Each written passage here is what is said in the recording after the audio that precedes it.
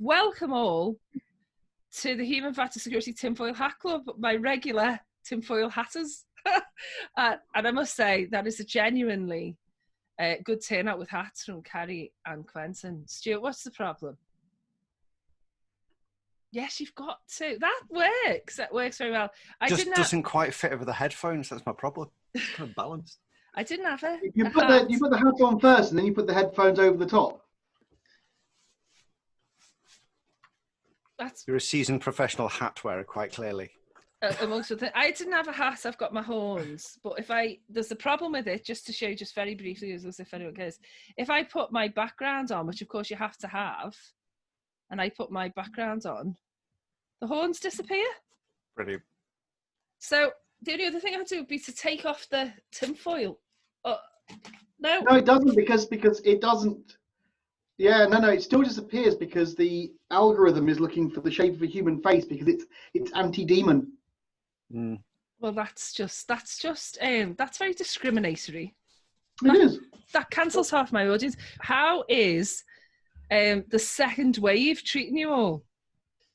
Pretty awful. Pretty awful. Still homebound. Still stuck in front of the screen. Yeah. On the upside, I've learned how to make quite a few new drinks. So we're kind of exploring in different tastes, different types of things. So beer alone is no longer an option. Did you make it? Isn't every drink that you make during lockdown called a quarantini? I thought it was just supposed to be just a martini, but it's not. It's every cocktail's a quarantini. Well, one of the things we've tried to make is lots and lots of different cocktails, but I'm pretty sure, like you said, quarantinis are the ones. They come in many different flavors. Yes, yes, indeed. Q, what about you? Are you in local lockdown? You're in South. No, we're down in London, West London, so not yet. Hopefully not for a while. Although I looked at the numbers the other day, and the numbers are truly scary in this area. But anyway, no, we're not local lockdown. I built a studio. The last time we did Tinfoil Hats Club, I was sitting in my front room, and now I have a studio, which is quite cool. And that's having a permanent green screen, although I'm not aligned for it, and I apologise for that. It's just awesome. It means you don't have to worry about things. I can just leave stuff set up. I can leave lights set up, which is nice. But I've also just put 22 litres of slow gin on the go. Ooh. Did you collect the slows? I saw them everywhere this year. I did, yeah. That's why we did 22 litres. And then rather annoyingly, I went into my freezer, found what I thought were blueberries, and my mind wasn't thinking, why do I have frozen blueberries in the freezer? Why would I freeze blueberries? No, they were slows as well. So I've got another sort of 2 kilos sitting in the freezer to scare anybody who thinks, I'll have a smoothie. Let's put some frozen blueberries in there. And Stu, you're in local lockdown longer than anyone, haven't you? Yeah, so I'm on the outskirts of Manchester. I'm actually further out from Oldham, and they've been in lockdown for yonks now, so much so that I think people are just getting apathy. So I've been out today, and there's a lot of mask wearers, but it's still issues with people not wearing masks and so on and so forth. But we're fairly remote where we are, so it's pretty good because it does mean I can literally just hide away in the hills. And that's been quite useful. Alcohol-wise, I know this is not a sponsored podcast, but if Adnams does want to sponsor me personally, I have drunk my body weight in Adnams so far. I've gone through most of their collection. I think I might move on to Brewdog next, just for a slight aperitif difference. But I have noticed that I'm drinking a lot more. I've noticed I've been sent alcohol by clients and by as if. I don't know, as if they psychically knew that might matter to me. Is that a subtle hint from your clients? You work better drunk? I don't know, but I'm not turning anything away. That kind of leads us quite nicely onto the first kind of conspiracy I was thinking about today. Because when I did some shopping over the weekend, there was a guy going into the shop and he had a T-shirt on saying, Covert Conspiracy. Like, there are people who think the whole thing's a conspiracy. I just wondered what you guys think about. So 3 5G masts around here got burnt down because apparently 5G masts spread COVID because there's a component in the 5G mast that has C-19 or something on it. I suspect there's a component that says C20 and C18, and you can pretty much imagine, and it has nothing to do with it. But the idiots burnt down on one night 3 5G masts in this area. Well, they're back up again, and there's now a huge poster stuck on the outside of them saying, "These support the NHS. These support key workers. Do not burn these things down because you will cause a problem." And then it talks about critical national infrastructure, and it's a massive criminal offence, and they'll have you. But they talk about the NHS first, which I thought, you know what? They're just trying everything to say, please don't burn our mask down. Social engineering, psychology of. What about, have you seen any kind of like COVID conspiracies where you are, Cary? No, because you haven't been out, have you? You've not really been out much. No. Well, actually, I have been out. There was a brief period between lockdown times where I went away for a couple of days, and it was briefly just to get out the house. So, and it was our wedding anniversary as well. So.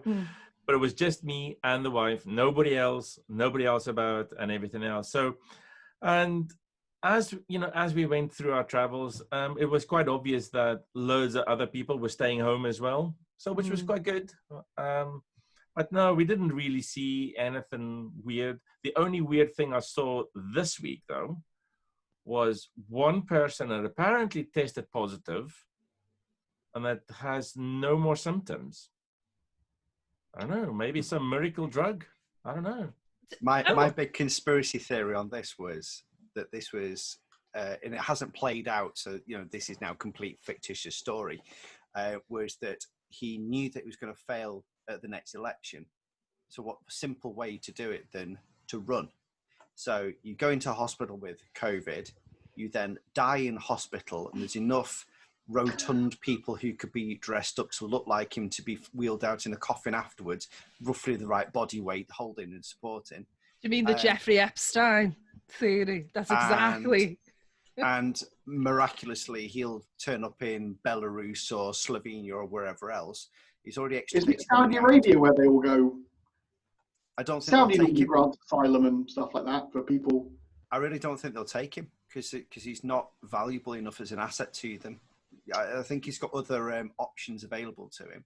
But then straight after, his missus will then go, "Hey, I'm out.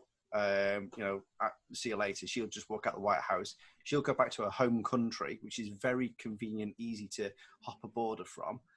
Also taking the millions that she's extricated out of it. And especially seeing as we've just had the tax releases and all that literally in the same week. Conveniently, then the COVID hits straight after it. It's like he watches or listens to this podcast. It's like, I know this will really give them some really good ammunition. I'll do the tax release first, then I'll go and get COVID. Okay, I feel seen. It's Kellyanne Conway's little girl tweeting. He really is still sick. I mean, because he's making out he's well and he's over it. But I mean, Isn't she recording videos on TikTok as well? She is. He shouldn't have tried. Do you know what? One of the biggest mistakes that Trump made, so I'm using it as a nail. What's the finger? Well, because I pulled it off to see if it, never mind, was to take away TikTok because the kids had protest, didn't they? And that's why they did it. They all booked tickets to an event and then said don't go, so this event would be empty. So that was, I heard the conspiracy that was why he wanted to get rid of TikTok. But like, if you really want to annoy the preteens and the early teenagers, that don't, take that away. And she's tweeting that she's overheard conversations with her mum saying that he's really, really ill. I believe. And it's very interesting. When he came out of hospital, he stood there, he took his mask off, and then you see him take a breath, and it's very obvious he's not breathing like you and I are breathing. He's struggling, and I really felt for him at that point there because, I mean, let's be honest, our Prime Minister Boris Johnson was very ill, very ill, intensive care, very ill. And that actually, we talked about conspiracy theory, not a conspiracy, but there was a little bit of time in the UK where Boris Johnson was very ill, Chris Whitty was very ill, Matt Hancock was very ill, the guy who was the head of the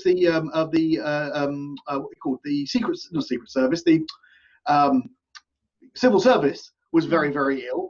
was about 6 people in the cabinet who were very ill, including other people around the side. And for that week, it was like, good God, if the Russians wanted to try anything, that would have been the week to do it. Well, not everybody. I'm just saying, I am quite thankful for the fact that nothing happened in that week and that everyone got better. Yeah. Yes, there is that. Because it could have gone a lot worse. Of course, not everyone in our halls of power, I was going to say government, but government's not. Have you got your other background there, Cary? Because there were some people who were COVID positive who didn't feel the need to isolate or do anything and ended up going to tourist attractions. Yeah, of course. Sorry, I can't quite see that. I can't quite read it. I need to test my eyes.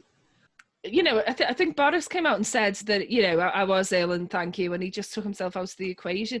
But if Trump still is sick, he's not doing that. He's gone back in with a huge staff, with no mask, certainly that we've seen. Well, I mean, the common thing in infosec is never say this is unhackable. Because there will be somebody who goes, hold my beer, I'm coming. Yeah. Right? Something is going to happen. So of course somebody had to say, I think I am immune. I have beaten this. And of course there's a tiny wee thing that says, hold my beer. Yeah. Well, you notice his Facebook post and his Twitter post were both deleted because they were felt by Facebook and Twitter independently to be false information, because he was saying, you will beat it, you can do this, you can do that. And Facebook and Twitter independently said, we don't believe that's the case. Do you know when Twitter started taking down his posts in the summer? I just was thinking, if they did that, do you think he'd just switch to a different platform? Or do you think it would completely take away his power base? I mean, I saw an article that said he typically, before the COVID thing, he typically tweets 89 times a day, which is more than some infosec rock stars. So amazingly, there's actually people who tweet even more than them. I mean, what do you think if Twitter just said, that's it, we don't, I'm just turned? They would have to remove the whitehouse.gov and all of the other ones. Oh, but you see, they can't remove those. They can't remove those because those ones are for public record. Exactly. Ah, yes. And so is the POTUS one. So, yeah. But they want to. Tweets under real Donald Trump, though. He doesn't tweet under the POTUS one. So if you remove the personal one, that would send a very strong message. Yeah. Because he's still have to collect however many million followers he's got. I don't want to know how many, but I know Kim Kardashian's got more than him. On Instagram, she's got more followers than Trump's got on Twitter, because that's the world we live in, folks. But I just thought, it's brought home to me, and kind of like in the same way after San Bernardino, when Apple refused to open that phone, the idea that actually this would be a very interesting move. Not a move that's going to happen, but the power that these companies have. I mean, if the president wields a lot of his power through social media, then that gives social media the power to kind of silence him, at least briefly. So I hear what you're saying, but let's go back to Kellyanne Conway's daughter. So yes. Currently, she's rising through the ranks on TikTok, but she's not at the top by a stretch of imagination. Her largest refollow, or whatever they call it, on TikTok is just over 1 million, which is a lot. It's definitely some more than our infosec rock stars get, but I'm sure they're devastated. Nowhere near the top numbers. But now she's attracting the big TikTok stars because they know that by attracting to her, it's going to give a duality to their message. So by sheer influence of herself, she's now getting an orbit of all the really big TikTokers, which will amplify her account. So where am I going with this is that although he is one man with one Twitter account that's very powerful in its message, she's going to get a much bigger following of a different audience that he can't compete with. And, let's take it to security awareness. If your message is wrong, it's only going to be wrong to the audience that's listening to you. And that's that fantastic echo chamber we have in InfoSec. She's got a different audience, and she can say what the hell she likes, and they're all going to go, yes, because that's the TikTok audience. And what's the funny turn in all of this? China owns TikTok. Mm. And this is the wonderful part of all of this. There's a geopolitical hidden in the background. We've got a youth vote. We've got the youth that can influence massively and get a message cross-platform in seconds, because everything that's appearing on TikTok's now going onto YouTube, being amplified by the media. And it's from 1 2-minute video, whereas he's got one tweet which gets buried underneath every other tweet above it. And I find it fascinating that message that she's able to get out is so fast to the table. And I think she could be a very interesting person to watch for the future. I'm not on TikTok, but I have a tab open which it's just watching her content, because it's really interesting to watch the geopolitics of that versus everything else.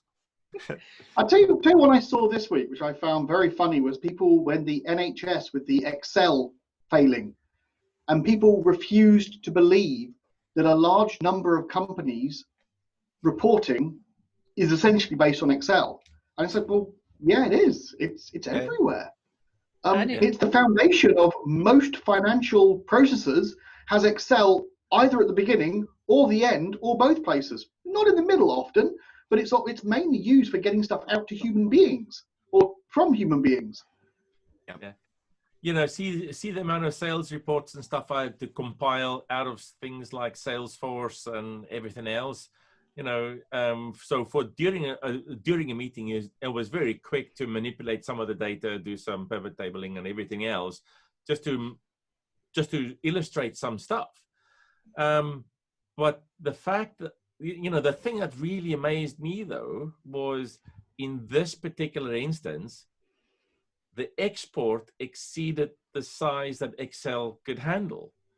So yeah, and then apparently one of the screenshots I saw was that there is a couple of screenshots. There's a set of 5 Excel spreadsheets as well, of which the password is in the name of the file. So, but is this? I saw a lot of comments from our industry on this, and they were saying someone is being probably paid to build a database, and they've just not used it. And I thought, well, is that because whatever other solution people are proposing felt complicated? I mean, there's a reason surely why people are sticking with that when there's a more secure alternative. Is this a security by design fail? It's the triangle. I don't think they're using Excel as the database. They're using Excel as the intermediate to move the files around. Mm-hmm. But should they be able to do that? It's to be fair, it's not that bad a solution because it's human readable. You've got the client software. You know how to use the client software. It's error. The problem here was error checking. The thing should have been, obviously those Excel files are going somewhere and then being auto-imported into that database, and there should have been some error checking to go, hey, this file is either truncated or full. Was there other lines below this? Yeah. How does that triangle work? Security and availability and usability. And they've gone for a usability feature because they've got data that they're being screamed at by media and government to thou shalt present this data in 5 seconds time, please. So they've gone for the simplest technological solutions they could, not the securest, and not the one with the availability. They've gone with the one which works. And let's face it, that's what 99% of business does. And they needed to bring it up really quick. Yep. With and get those numbers right there. And you don't have time to train people up on a brand new bit of client software. How fast would it take you to train your staff to use SAP or SQL or one of the other database engines that would handle that volume of data in one hit? You've not got the time because in 5 seconds time, you probably have. To be fair, they've just gone to Excel. I remember one of the craziest projects that I had that was involving spreadsheets, and at this time it wasn't Lotus, it wasn't Excel, but it was Quattro from Borland, I think it was, or whoever made WordPress. Not WordPress. Oh my gosh. The other word competitor. Anyways, Perfect. Word perfect, yeah. Word perfect. Yeah. My God, that's a plus. I have certificates in that. Yeah, and Go on, Ken. you know, and the thing is, I had to do some automation in that, but it was for the blood transfusion service. Oh, okay. And at that stage, I was so scared of making a mistake or programming a mistake or anything, because you know you would just know my mistake, people die. You know, and I wasn't prepared for that. But in, you know, in conspiracy theories, thank heavens there wasn't the internet as much then. Spreadsheets and reporting in spreadsheets, they're very, very beneficial. And if I can quote the great philosopher Paloma Faith, often with reporting, do you want the truth or something beautiful? Yes. And with a lot of sales reports, you do get the impression that you've got two options. Right. And people, in many, many cases, choose to accept a reality that is more comfortable than the reality. Absolutely. That's as if it matters anymore if it's true. If it matters anymore if it was true, and I'm not being horrible to someone who's clearly built a huge business empire, but would Kim Kardashian be more influential than any politician? It's very pretty if you like that sort of thing, but where's the truth? Where's the meaning? There isn't any. It doesn't mean anything. Does truth count for anything anymore? But I think Truth it's all that counts. Truth is in the eye of the beholder. I think it's all that counts. I think in a world of fake news, actually the only thing that's going to count in the end is what's really true, the facts. You might not be able to change COVID and all these things and check the right person or the wrong person is boosted in or out of the White House, but at least in our own little sphere, we can do one thing, and that's tell the truth to people and keep them from fake news. Thanks for coming to my TED Talk. But the thing is, though, by telling the truth as it is, will it create kind of panic, pandemonium? Yeah, a lot of told you so. One of the well-known references is tell people about aliens and UFOs. Tell the truth. And which is what, though, in your opinion? Well, the truth is out there.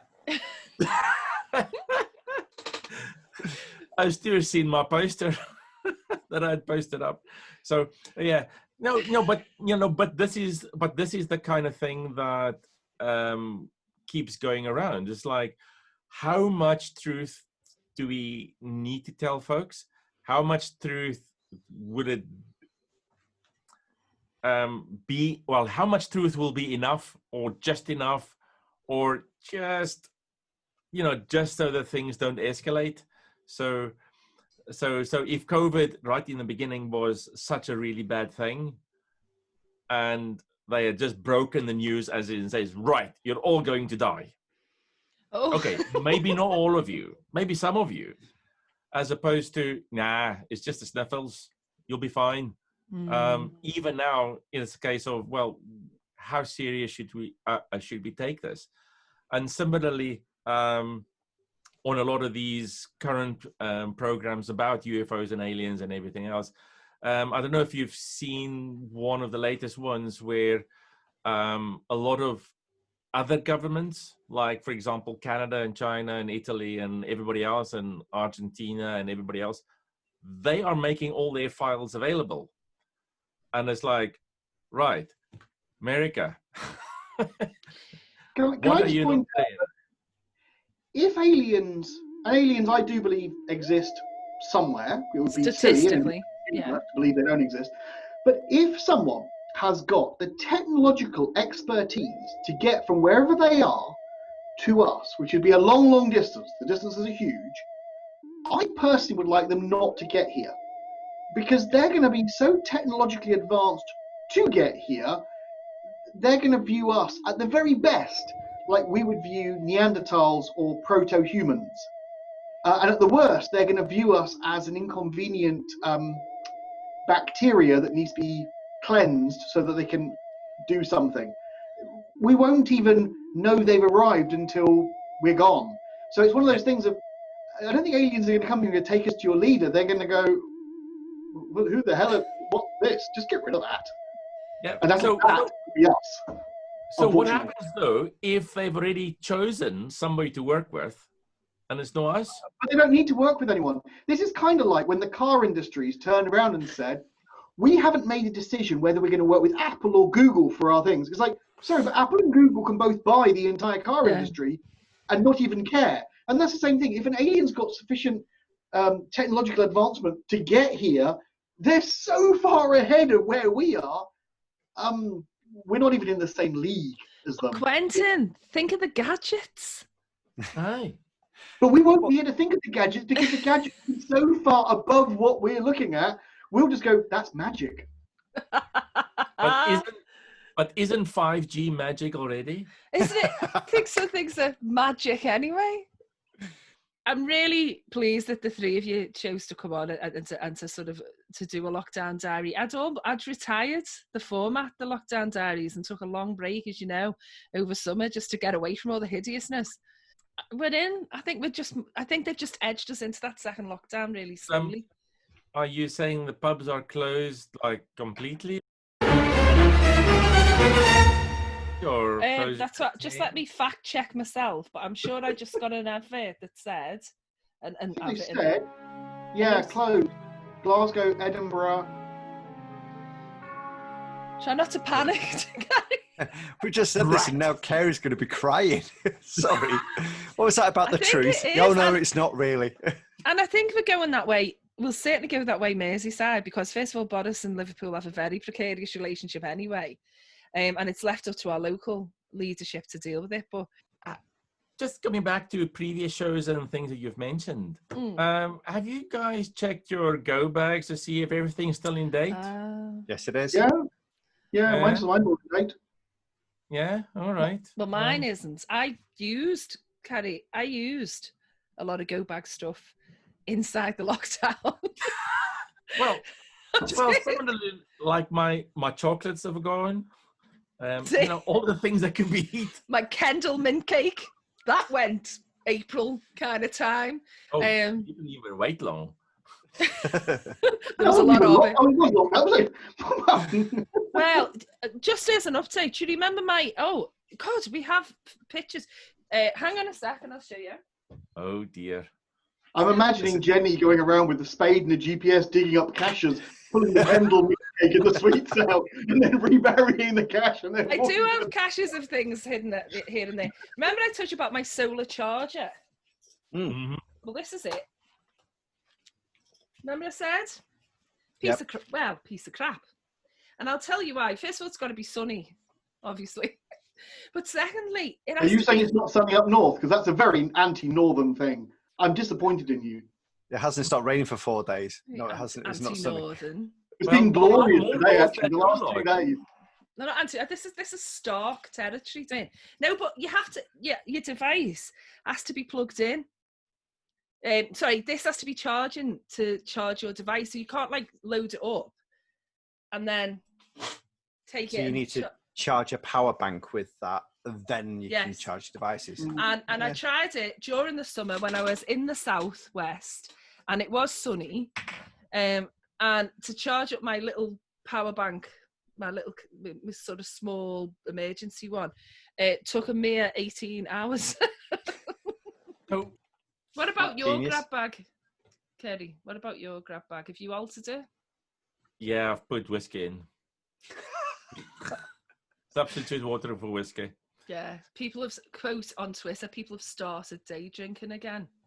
Uh-huh. Those of us who work. Quentyn doesn't, obviously. In fact, my alcohol consumption has collapsed since lockdown because I tend to drink when I'm out rather than drinking here. Yeah. I really, my alcohol consumption since March, I mean, I've not gone dry, but I haven't drank an awful lot. You've got a very responsible job, though. You would say that. No, really. No, I know. I believe you. I'm only joking.